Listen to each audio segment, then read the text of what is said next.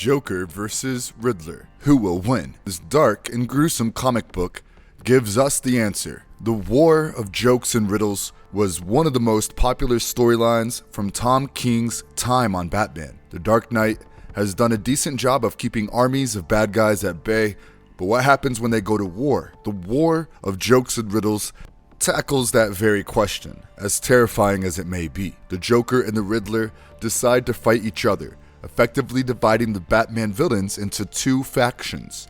As a result, Batman finds himself in the thick of their battle, tasked with damage control and saving the city from these villains who harbor an intense disregard for human life, and in essence, care about nothing but themselves. This tale, interestingly, takes place during Batman's early years as the Dark Knight of Gotham, and is told via flashbacks. The War of Jokes and Riddles was released in 2017, the 8-issue narrative, which was drawn by Michael Judney, colored by June Chung, and lettered by Clayton Cowles, saw the Joker and Riddler are at war with each other, with all of Gotham caught in the crossfire. This took place mostly during Bruce Wayne's second year as the Caped Crusader. The young crime fighter teamed up with Jim Gordon and his occasional foe, Kite Man, to save more innocent lives. This is basically a story within a story that Bruce tells Catwoman shortly after proposing to Selina Kyle earlier in King's run. Selina and Bruce continued their romantic relationship while she pondered the proposal, unsure if she was willing to take the plunge with her partner and longtime lover into a marriage commitment. Bruce decides to inform Selina about the fight. At a critical moment in the night, during the war, will shake him to his core by the war's end. Let's dive into it. But before we go into our explanation, we have a very small request. If you like our content, please support us by subscribing to our channel. This is a small click for you, but for us, it means a lot. Thank you. Let's begin. The War of Jokes and Riddles. The beginning of the end. In Batman number 25, the War of Jokes and Riddles begins, and it's the perfect way to kick off the second year of DC Comics with Rebirth Era. The issue opens in the middle of one of the Joker's murderous plots, as he's auditioning stand-up comedians and then killing them if they don't make him laugh, with narration boxes in King's trademark poetic style, informing us that what we're seeing is a flashback, a story being told in the past tense by an outside observer. The Joker makes his first appearance in Rebirth's Batman book proper, and the introduction is appropriately unsettling. The Riddler, on the other hand, does not have the same issues as Joker. We meet him, also in his Rebirth debut, staging a violent and clearly smarmy prison break, despite the blood on his hands, with a sneer pasted to his face.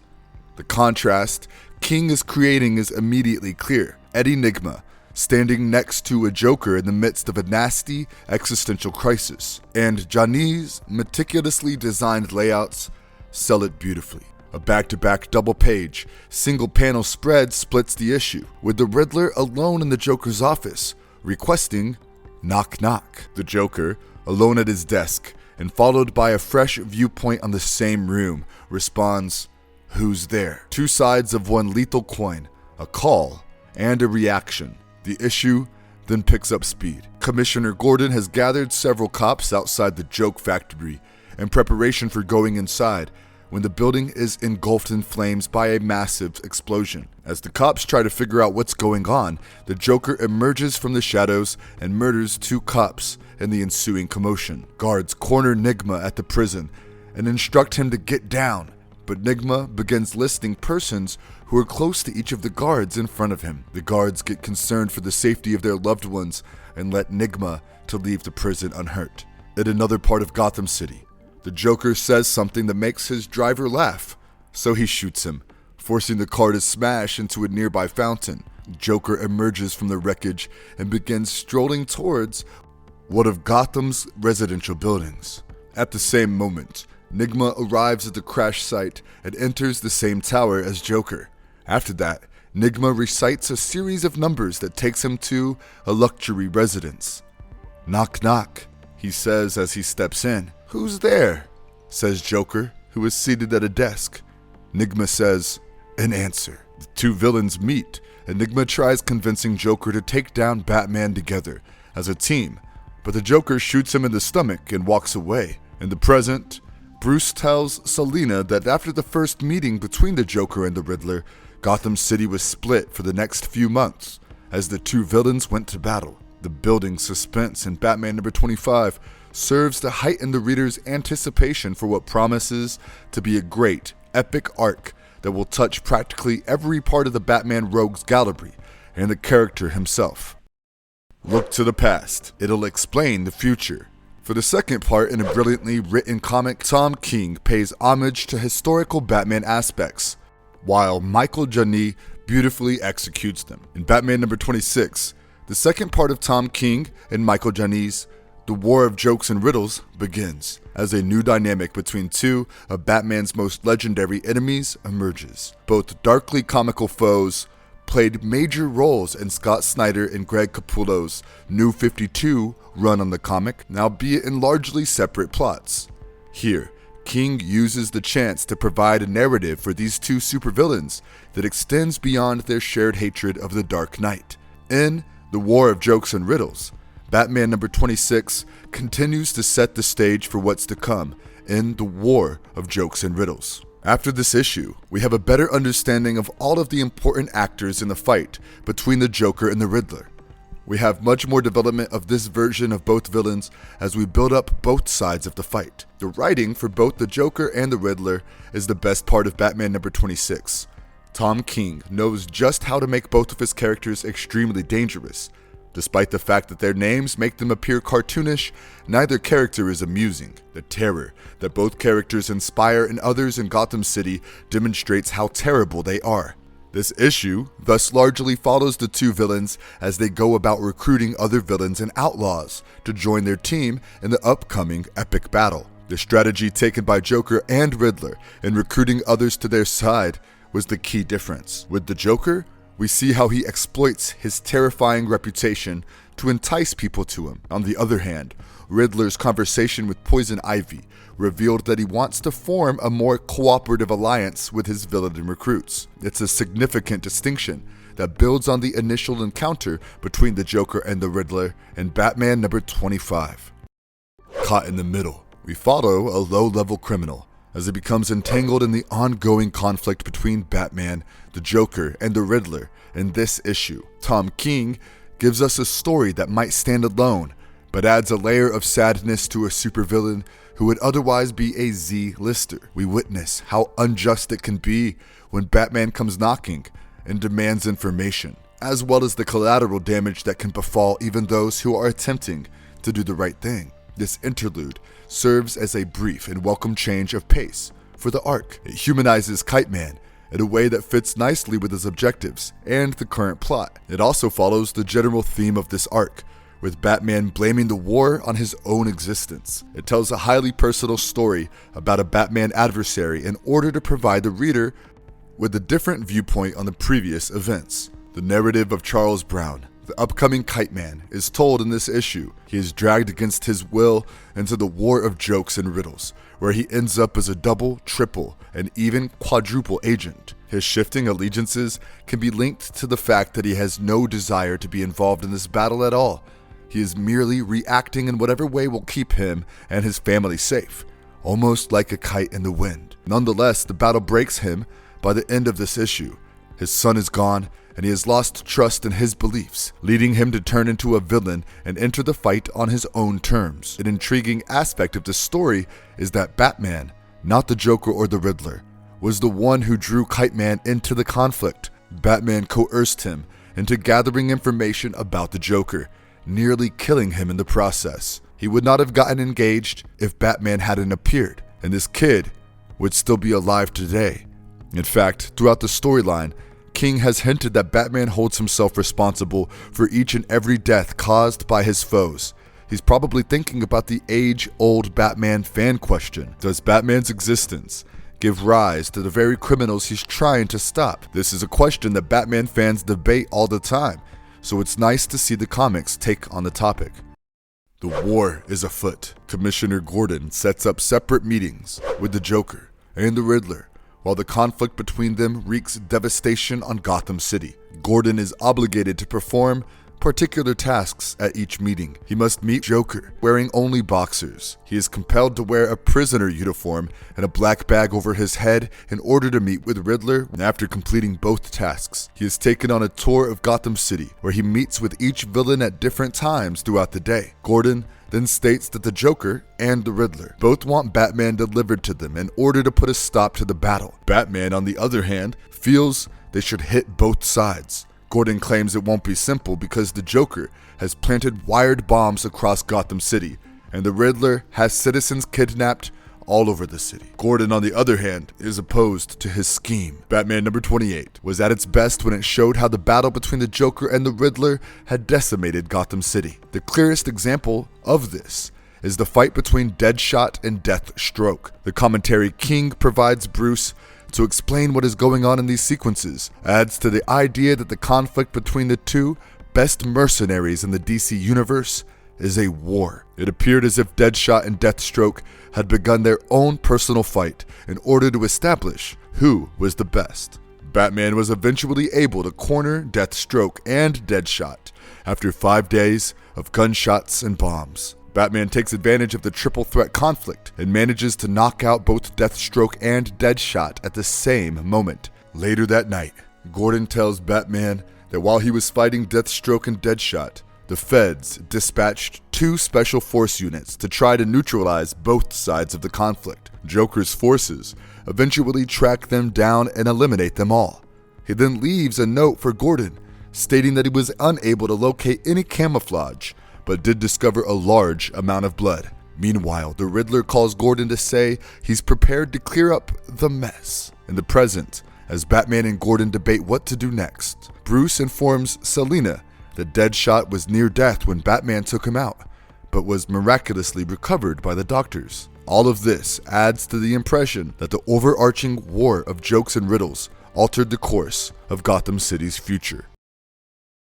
A dinner to remember. In Batman number 29, Tom King assembles his chess pieces over the dinner table, beginning the 4th part of the War of Jokes and Riddles. The ruthlessness with which Joker and Riddler have fought each other has taken its toll. Gotham is in shambles, so Bruce Wayne decides to offer a $1 billion reward to the most likely Batman killer. Batman appears to have finally set his trap, pitting the 2 wordsmiths against one another using both personalities. Batman number 29 is Tom King's most dialogue-heavy issue ever, with only a few panels of action. The conversation is worthy of any classic gangster film, and the imagery is simple yet vibrant. It's a peaceful night in Gotham.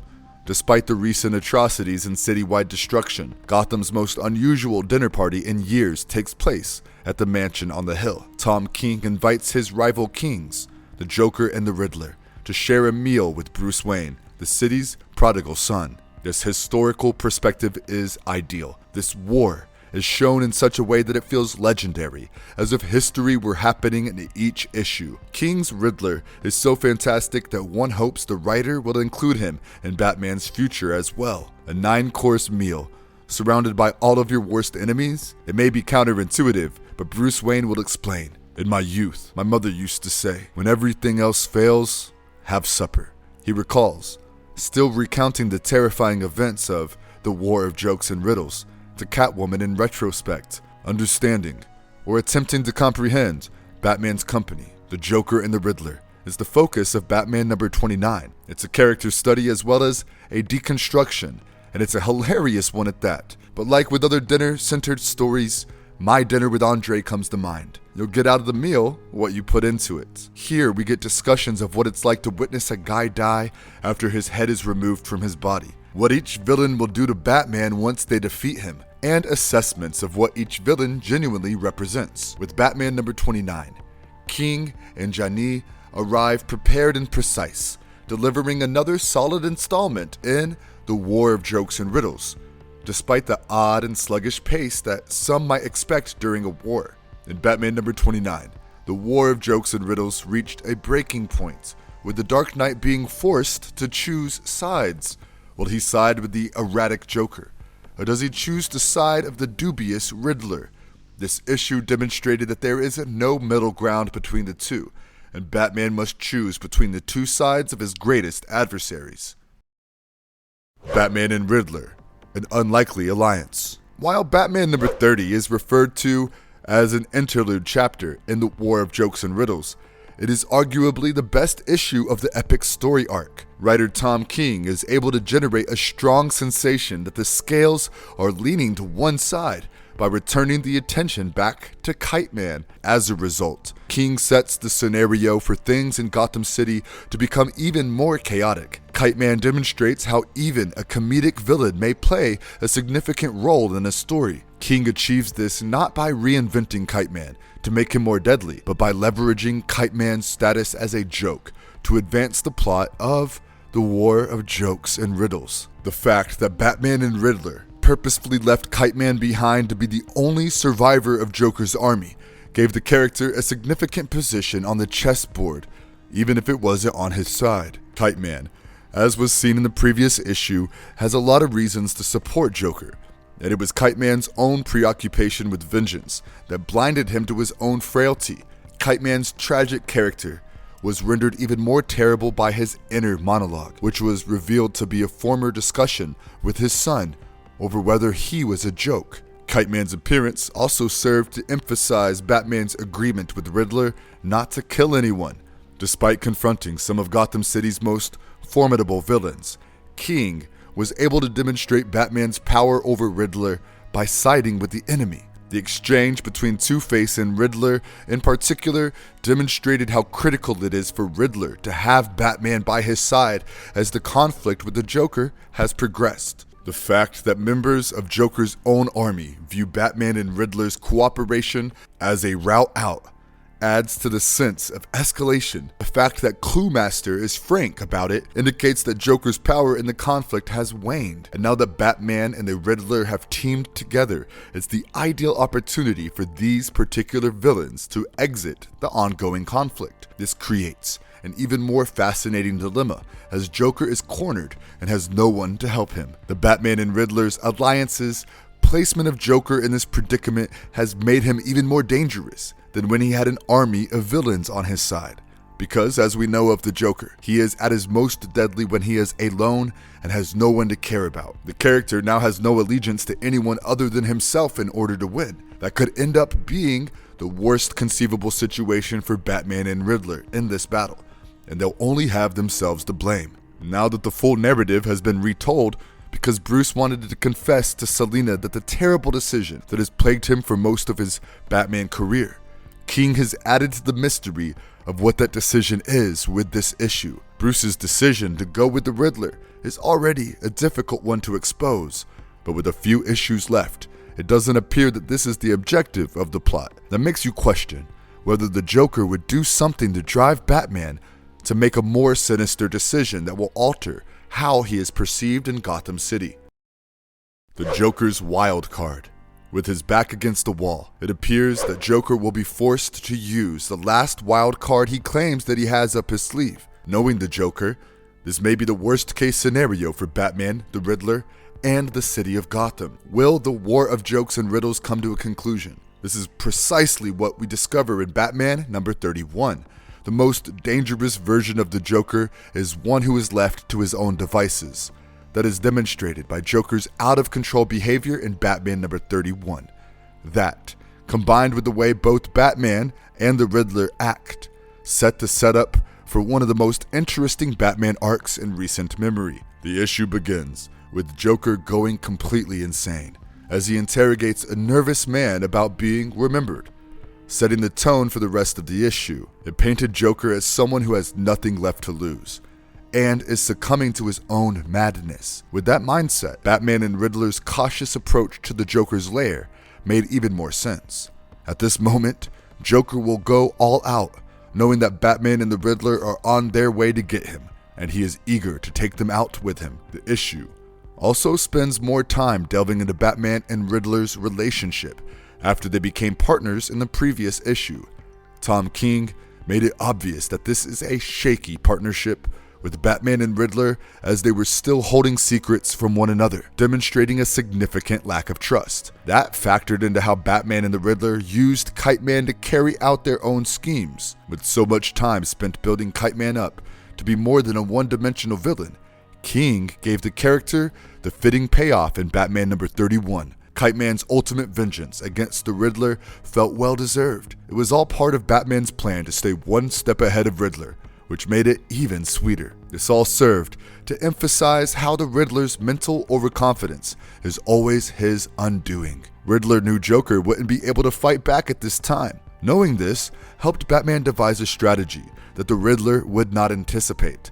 It also serves as an illustration of how someone as intelligent as Riddler will always fail because he lets his arrogance to overwhelm him as soon as he senses success. Batman's plan to create a scenario in which he, the Joker, and the Riddler are the last ones standing adds to the mystery behind his darkest decision. It's still unclear what Batman will do to bring the war of jokes and riddles to a close. Given how Bruce speaks to Selina now, it appears that it was a major shift in the status quo. Tom King and Michael Giacchino do a wonderful job of building the tone for the big finale, which sees Batman, the Joker, and the Riddler locked in a room together. The final showdown. And finally, we come to the grand finale of this epic conflict that ravaged Gotham City.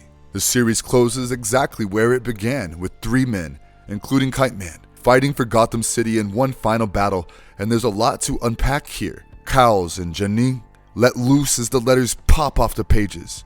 Fists are thrown, and the weapons are snatched in a three-way brawl that spans multiple panels. Giacchino makes it very clear to follow the action as it intensifies, with the typography of the blows changing colors and sounds, all before Riddler crashes the party with a summary of what the entire war was really about in the first place. The implosion. The Riddler has gone into great detail about the entire war storyline, bringing King's mainstays full circle with their true roles in the Joker's and Riddler's games. It's oddly depressing for the war of jokes and riddles to come down to a conflict between a joke and a riddle in a larger scheme of things. But then again, that's how it all started in the first place, right? He also looks into why the villains keep Batman around long enough to combat with him. The Kite Man interludes provide us the moment that changed Batman and led to this story being told in the first place. The premonition of what's to come begins slowly, almost ghost-like, with the majority of the color and motion focused on the clueless Riddler's ranting. The impossible happens, and it's startling if you think of Batman as he is rather than as he was. A man pushed to the breaking point and beyond, who tries to put an end to it all. Then the flashback that haunted Bruce Wayne for years has come to an end. Against the shouting Riddler and monotonous Joker, Batman remains silent and unflappable throughout. Everything is irrevocably changed in the end. Batman now owes the Joker. Joker effectively saved the Dark Knight's life by preventing him from killing Riddler. It's the clown prince of crime's greatest joke, the one that finally makes him laugh, and potentially the one he'll laugh at forever. Riddler has also been altered. His entire motivation to make Joker laugh reveals him to be as unstable as any of Gotham's rogues. He's just as much of a chaos agent as the Joker, and his craziness is palpable. Finally, Selina's answer does not demonstrate her love for Bruce. It's the reason she says yes. Her final monologue eloquently opens up her heart to the audience that is rooted for her and Batman forever. When it's all said and done, any one of Tom King's runs is deserving of being considered a classic. The War of Jokes and Riddles, however, will be remembered as something exceptional. It's one of those arcs. And this is one of those issues that will be acknowledged, written about, and discussed by comic book readers when they talk about pivotal events in their favorite characters' lives. And with that, we come to the end of this video. Let us know your favorite part of this storyline in the comments below. And if you liked our content, don't forget to leave a like and subscribe to us if you haven't already. Have a good one and be safe. Thanks everyone.